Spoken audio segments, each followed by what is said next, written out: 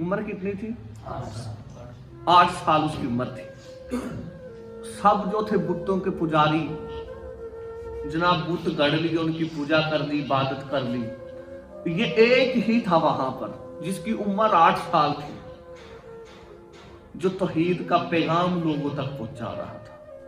اور پھر اس کے ہاتھ کے اندر اللہ نے اتنی شفا رکھی تھی کہ یہ کوڑوں پہ، ہار کی مرض ہوتی تھی ان پہ ہاتھ رکھتا تھا، ان کا کوڑ ختم ہو جاتا تھا۔ جو نبینے ہوتے تھے ان کی آنکھوں پہ ہاتھ رکھتا تھا، اللہ انہیں بنائی عطا فرما دیتا تھا۔ جو بیمار ہوتے تھے ان پہ ہاتھ پھیرتا تھا، اللہ انہیں شفا عطا فرما دیتا تھا۔ یہ اللہ نے ہاتھوں میں برکت رکھ دی تھی اس کے۔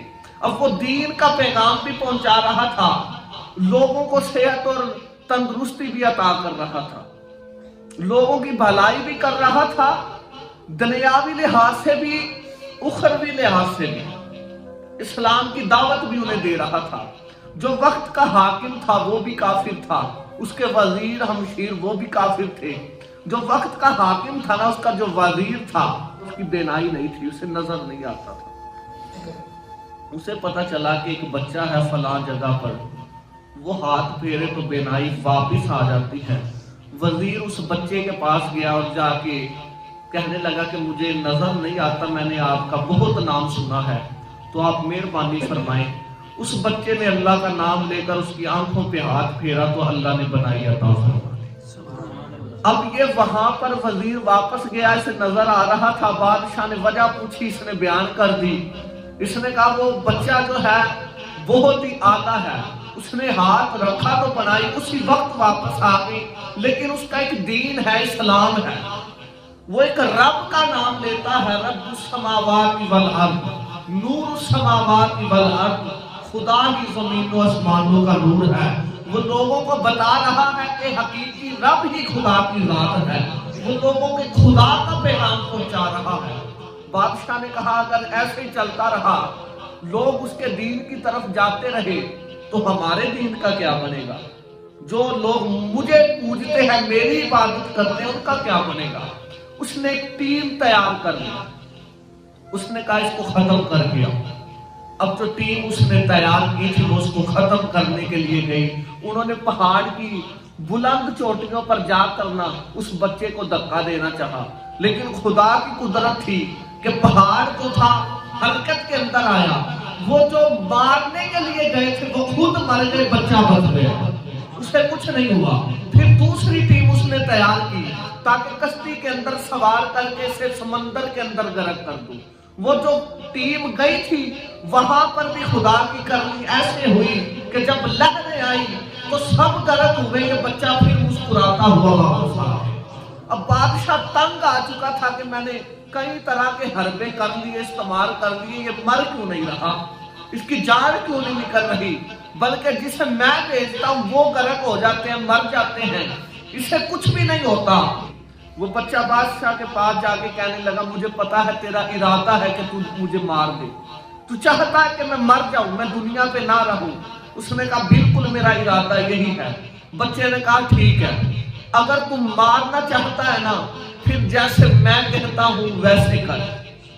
اگر تو اپنے حربے استعمال کرتا رہا تو جب تک اللہ نے مجھے زندگی عطا فرمائی ہے میں نہیں مرنے والا۔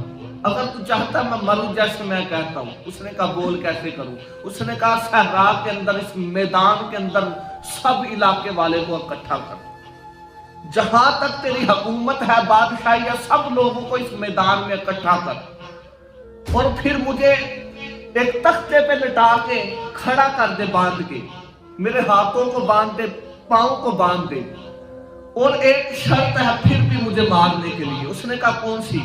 کہنے لگا تم نے خود تیر اپنے ہاتھوں سے چلانا ہے، اور تیر چلاتے ہوئے کہنا بسم اللہ ہی، میں تیر مارتا ہوں اس غلام کو، اس بچے کو، اس کے رب کا نام لے کر، اس کے رب کا نام لے کر۔ اللہ نے فرمایا والذین آمنوا اشد حبا للہ، ایمان والا وہ ہے جو خدا سے شدید ترین محبت کرتا ہے۔ کہا میرے رب کا نام لے کے تو مجھے تیر مارنا، میں اپنی جان قربان کر دوں گا۔ اس بادشاہ نے کہا ٹھیک ہے، اگر تجھے مارنے کے لیے مجھے ایسا بھی کرنا پڑا تو ٹھیک ہے، اور لوگ تو تیری طرف نہ جائیں گے۔ اس نے لوگوں کو اکٹھا کر لیا، میدان سج گیا۔ लोग आ गए, जगह जगह से इकट्ठे हो गए देखने के लिए मंजर। अब बादशाह जो था खड़ा था, उसने तीर कमान के अंदर डाल के जब मारने लगा, उसने कहा बिस्मिल्लाहि बिहादिल गुलाम, मैं इस बच्चे को तीर मारता हूं इसके रब का नाम लेकर, इसके रब का नाम लेकर।